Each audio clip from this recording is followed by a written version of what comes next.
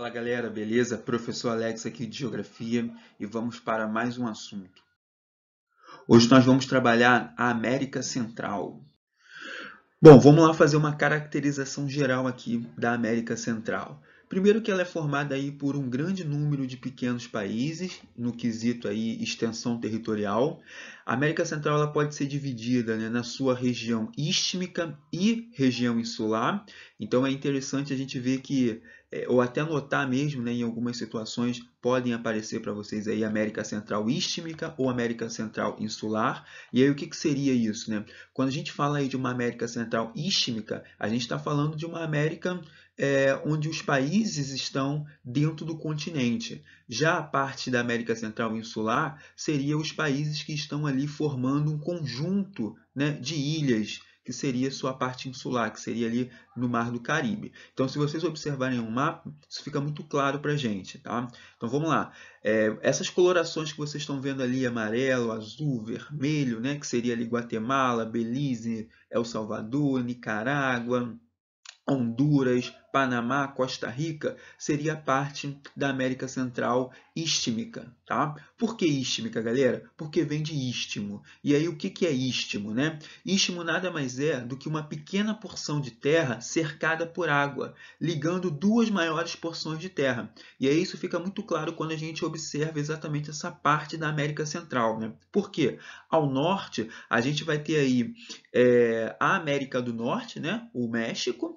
Ao sul, a gente vai ter aqui a América do Sul, a região ali da Colômbia. E aí, no meio entre essas duas Américas, a gente vai ter a América Central em sua parte istmica.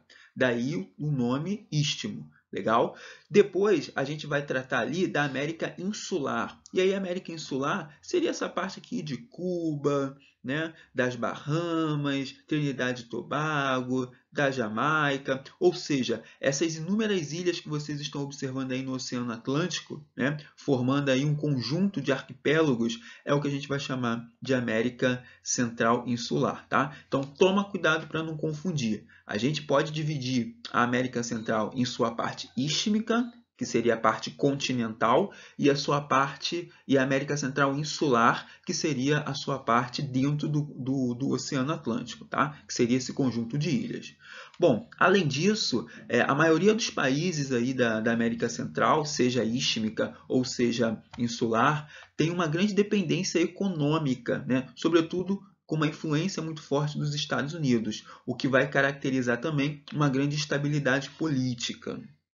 Bom, e aí essa influência norte-americana acaba que interfere nas políticas econômicas de grande parte dos países da América Central. E aí é muito comum os grandes líderes norte-americanos tratar da América Central como o quintal dos Estados Unidos, como se fosse o quintal de casa, né? Algo que eles poderiam chegar ali, fazer investimentos, voltar e tudo mais. E aí eles acabam denominando os países da América Central como a República das Bananas. Por que vai levar esse nome? Primeiro que é um nome bem pejorativo, né? E segundo pelas próprias características econômicas desses países, como o domínio ali dos plantation, como os países apenas produtores aí, né, de banana, de café, de cacau, de cana-de-açúcar, e até que possuem uma instabilidade política, né? Como se fossem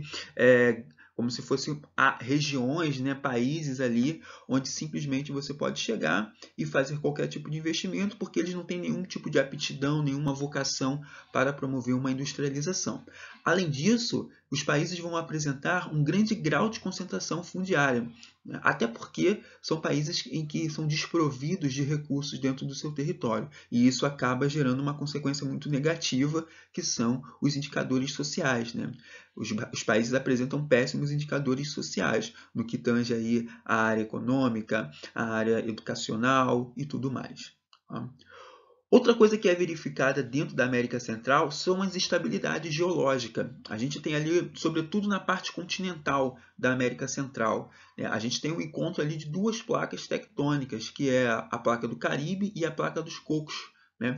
Que são placas em que quando se movimentam, geram intensos terremotos. Além disso, a gente tem grande concentração também de regiões vulcânicas, vulcões esses que estão até em atividade até os dias de hoje.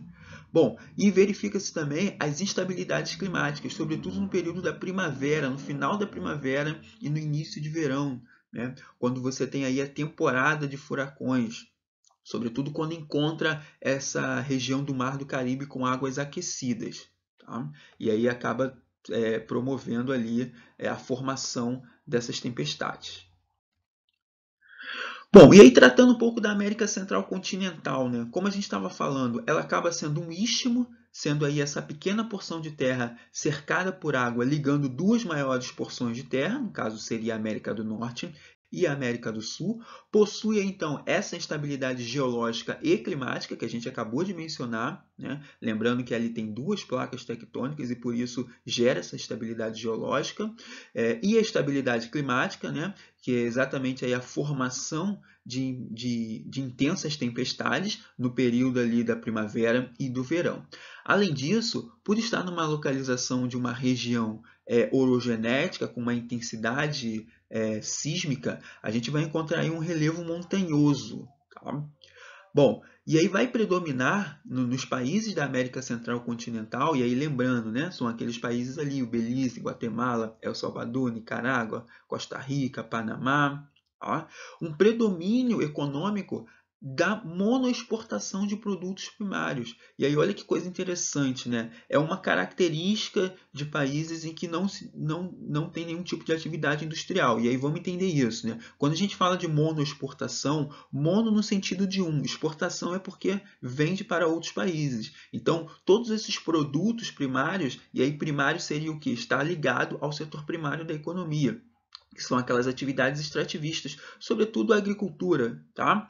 E aí vejam bem, todos esses produtos, e aí grande parte dos países ali produzem banana, produzem cacau, produzem cana-de-açúcar, né? Eles simplesmente acabam exportando tudo isso. Outra coisa interessante, e aí até um assunto geopolítico a ser destacado nessa região da América Central continental, é a criação de um canal da Nicarágua, né? A gente sabe que ali já existe uma importante ligação entre o Oceano Atlântico e o Oceano Pacífico, que é o Canal do Panamá, né? Por um tempo ali ele foi construído, iniciou a sua construção pela França, e aí depois os Estados Unidos tomou conta dessa construção. Porém, atualmente, esse canal ele é um autônomo aí do próprio Panamá. Tá? Agora, certamente que os Estados Unidos têm um completo interesse nisso, né? Sobretudo porque faz essa ligação entre os dois oceanos, e falando aí em rotas comerciais internacionais, ele é super importante para poder minimizar o tempo, né? A distância. Se não existisse esse canal, era necessário fazer a volta lá na pontinha da América do Sul para poder chegar tanto no Oceano Atlântico como no Oceano Pacífico. E o canal da Nicarágua ele começou a ser construído pelos chineses, né? Justamente nessa tentativa aí de tentar ter um controle da ligação entre os dois oceanos. Os chineses acabaram abandonando acabaram abandonando essa obra. Agora, vale mencionar também de uma importante guerra, né, que é travada entre os Estados Unidos e a China, que é a famosa guerra comercial. E o canal da Nicarágua acaba sendo mais um marco dessa disputa comercial aí, econômica do mundo.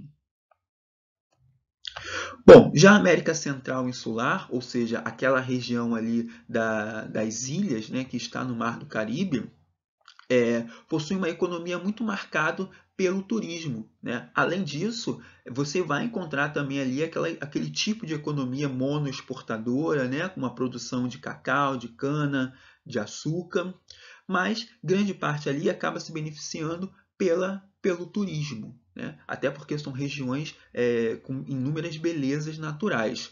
Além disso, a gente vai encontrar ali nas Ilhas Caimãs uma coisa chamada de paraísos fiscais. O que são os paraísos fiscais, né? São regiões em que acabam tendo menores taxas bancárias e um sigilo bancário. Então, essas regiões acabam sendo essenciais para aquela galera que quer jogar o dinheiro fora, no sentido, né, de colocar o dinheiro em outro país sem ter nenhum registro bancário, né? E isso acontece muito aí nos casos de corrupções. Grande parte dos políticos eles acabam desviando verba e acabam depositando nessas regiões dos paraísos fiscais. né? Porque sabem que não vai ter uma quebra de sigilo bancário tão facilmente assim. Por isso que acaba sendo denominado aí de paraísos fiscais. Além disso, a gente vai encontrar também nos países da América Central e Insular baixo índice de desenvolvimento humano, né? Justamente por essa relação de dependência econômica que os países possuem. Até mesmo pelos processos históricos, né, que a gente vai encontrar dentro dessa região.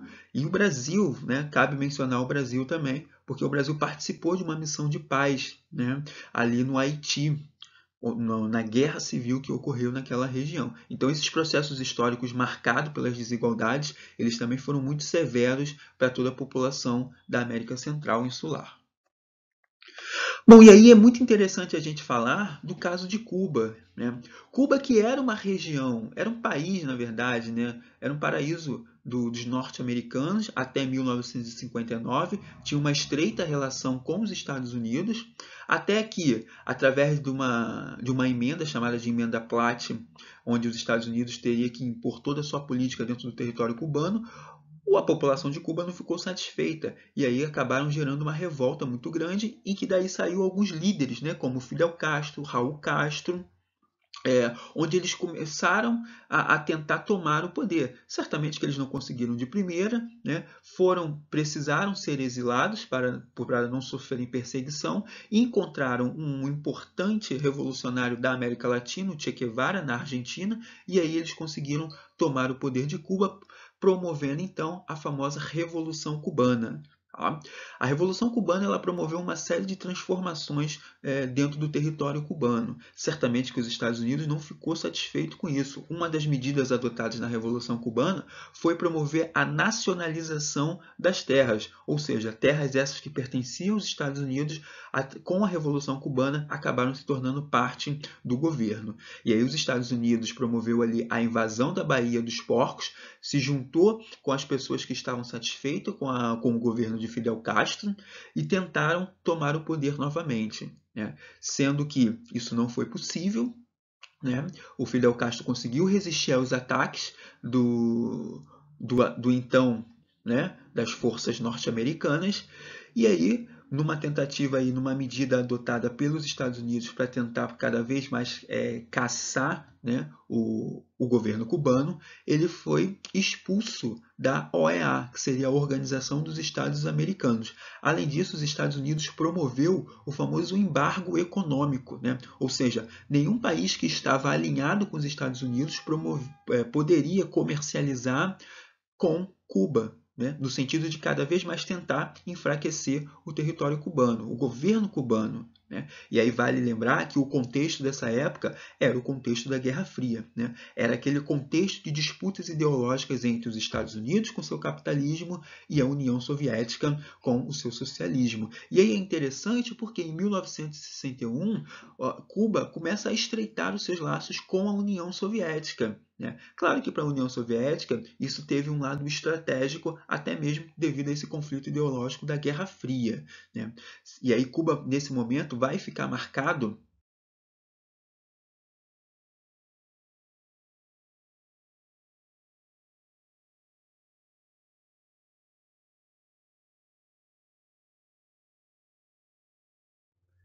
pelo famoso episódio da crise dos mísseis, né, onde a União Soviética vai instalar bases de lançamento de míssil no território cubano para os Estados Unidos. É um marco ali para a gente entender um dos principais conflitos que ocorreram dentro da Guerra Fria. O fato é, galera, que com essa ajuda da União Soviética, mas que vejam bem, não foi qualquer ajuda, né? Na verdade, Cuba estava vendendo o açúcar para a União Soviética e, em troca, a União Soviética estava dando petróleo. E aí, nessa relação, Cuba acaba tendo um grande desenvolvimento, né? Sobretudo no seu índice de desenvolvimento humano. Então, a gente vai promover aí um avanço muito grande no seu IDH, o que vai possibilitar aí acabar com as taxas de analfabetismo, né? A fome, e isso vai ser fundamental. Porém, o socialismo ele vai começar a entrar em crise no final da década de 80. E aí essa relação estreita com a União Soviética começa a declinar. A União Soviética começa a ficar cada vez mais de fora nessa relação. E aí Fidel Castro, então, se vê completamente desnorteado, né? Porque agora ele já não conta mais com a ajuda da União Soviética. Bom, em 2014, mais recente, a gente vai ter aí a visita do Barack Obama, já com uma ideia muito mais liberal, né? O Cuba, nesse momento, já estava aberta aí para o turismo, porque foi uma medida adotada para tentar reestruturar a economia. E aí o Barack Obama visita o território cubano, né, em 2014. Agora vejam bem, a ideia era fazer uma reaproximação dos Estados Unidos com Cuba, já entendendo que Cuba é uma região completamente estratégica para os Estados Unidos. Foi feito um acordo, mas o Barack Obama ele não retirou o embargo econômico que foi posto durante a Guerra Fria. Bom, em 2016 a gente vai ter a morte de Fidel Castro. Ele já vinha aí de uma doença desde 2006, resistindo, e aí em 2006 a gente vai ter a sua morte. E aí quem vai assumir o poder é o seu irmão, um importante revolucionário que também lutou com ele durante a Revolução Cubana, chamado de Raul Castro. Além disso, Cuba, com a crise do socialismo, com a falta ali de ajuda da União Soviética, né, para reestruturar sua economia, além de abrir, né, para o turismo, Cuba também vai começar a abrir para capital estrangeiro. Inclusive, Raul Castro ele tem um discurso, né, de privatizações, claro que muito mais moldado dentro do sistema socialista. E aí eu destaco com vocês o Porto de Mariel, que é um porto que está sendo construído, inclusive com investimentos de capital, de dinheiro brasileiro. Tá? Então é só para vocês entenderem um pouquinho da situação do território cubano dentro da América Central ao longo da história. Bom, galera, finalizamos por aqui. Obrigado pela atenção e até a próxima.